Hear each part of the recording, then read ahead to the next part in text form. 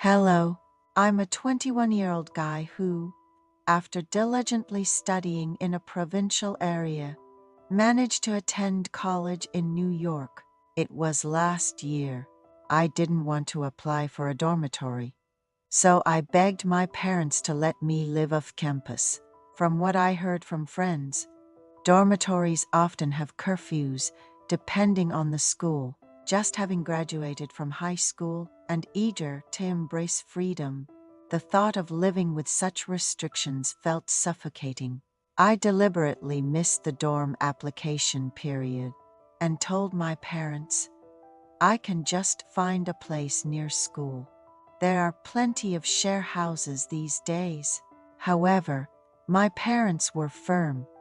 They acknowledged that it's fine to have fun and enjoy oneself, but reminded me that everything comes with responsibilities.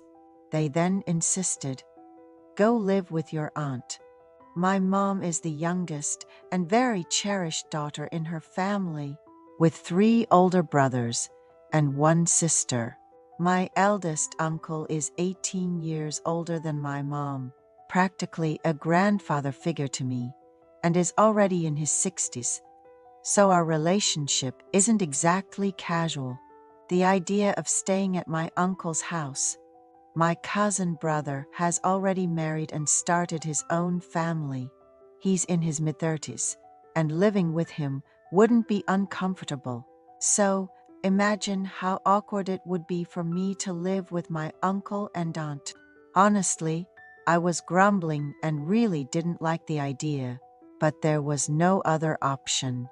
It was decided that my parents would send a certain amount of money each month to my aunt, who in turn would provide meals and do laundry for me. A few days before the start of the semester, my parents, who hadn't seen my uncle and aunt in a while, packed my stuff and we all headed to New York together. My aunt had prepared the room previously used by my cousin before he got married. The house was small but duplex, so the second floor was entirely mine to use. There was a separate staircase leading to the second floor, and an entrance I could use on my own. Honestly, I didn't know the house was like this, but seeing it with my own eyes, I thought it might be okay to live here. While I was busy unpacking in my room and looking around the house, the adults were already grilling meat and having a drink in the yard. I quietly joined them, eating without saying much. Listening to their conversation, I realized my uncle and aunt seemed like very enlightened people. My aunt told my parents, raising kids, I learned it's pointless to micromanage them like catching mice. When they want to play, just let them be. We've all been there. She said this with a hearty laugh. Then, looking at me, she said, our David, let's have a good time moving forward. You can even bring your girlfriend home, and laughed uproariously again. My uncle joined in.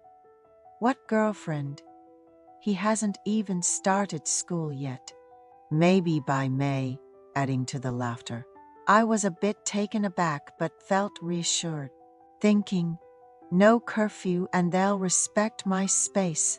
My parents were worried I might get into trouble, but staying at my uncle's seemed to ease their minds somewhat. After spending a night there with my parents, we returned home. During my stay before school started, my uncle was hardly ever home, busy traveling with friends as a kind of retirement treat for himself. My aunt, a lifelong homemaker, was always home unless she had specific plans. At first, her morning wake-up calls for breakfast felt bothersome, but as time went on, I realized she just wanted someone to share meals and time with. Despite desperately wanting to sleep in, I got up for breakfast. Not wanting to miss the meal she prepared, she was considerate enough to let me sleep in on days I didn't have class. Living there, I even started to feel a connection to my grandmother, whom I hardly remembered. My aunt, though younger than my uncle, was still over 30 years my senior.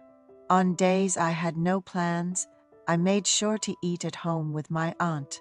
She took great care of me, packing lunches on days I worked part-time. Occasionally, my married cousin would bring his wife and kids over, making for a lively household. College life turned out to be tougher than I expected, but living in a boarding house, I felt like I was experiencing a new adventure. My aunt took better care of me than even my own parents, without any nagging. She would even fold my laundry and put it away in my room. Sometimes, when my uncle came home drunk, he'd give me some spending money, making me think that not moving out was the best decision. One day, I was watching a movie in my room, snacking and drinking a beer by myself. Unaware I was there, my aunt came in to put away laundry. Seeing me drinking alone in the dark, she said, "Why drink alone like that? Come downstairs. I'll make you some snacks." I thought about making excuses for my solitary vibe, but was getting hungry, so I followed her down. She skillfully whipped up some of my favorite dishes, her cooking skills making me salivate. I opened another beer and was enjoying the food when she brought out a bottle of soju, sitting down in front of me. "This is the first time I'm drinking with our David. You're all grown up now," she said. Feeling a bit shy, I responded, "Of course, I'm a college student now."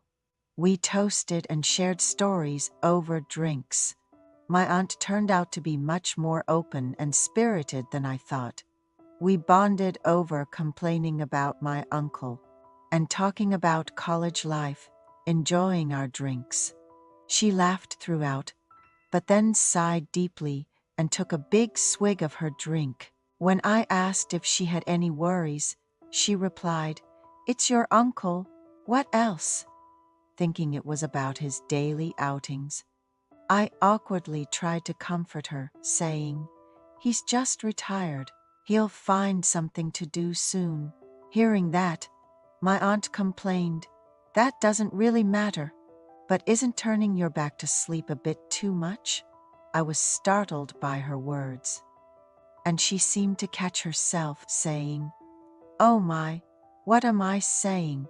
Pretend you didn't hear that. I'm being foolish." She apologized to me repeatedly, and I reassured her, "It's okay. You must have been really frustrated." There was an awkward silence, and as we shifted our positions, the atmosphere between us started to feel even stranger. My aunt, looking flustered, quickly began to clear the table. I helped her in silence, my heart racing, perhaps due to the alcohol. A few days later, my uncle went on a fishing trip with friends, leaving the house empty for 3 days. I had been feeling uneasy, not having received any clear response from my aunt when she entered my room.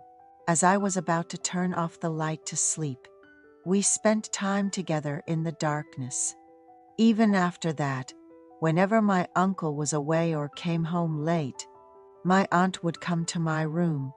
I had a girlfriend, but I couldn't bring myself to refuse my aunt's visits. A year has passed, and this relationship continues. At some point, my aunt began to speak formally to me, even when my uncle was around. I was nervous until my uncle asked, "Why are you speaking formally to David?" My heart nearly stopped. My aunt casually replied, "These days, everyone talks formally to each other." I saw it on TV, especially when we were together. My aunt always spoke to me formally. I didn't mind the strange sense of conquest, and eventually, I stopped caring whether she spoke formally to me or not. On days when my uncle seemed likely to come home early, my aunt would visit me even before dinner time. I worried about my uncle coming home, But my aunt seemed unconcerned. Being young and full of energy, I hardly felt tired, even staying up all night. Lately, I find myself going to the master bedroom first. My hope is to continue living like this, boarding and staying with my aunt.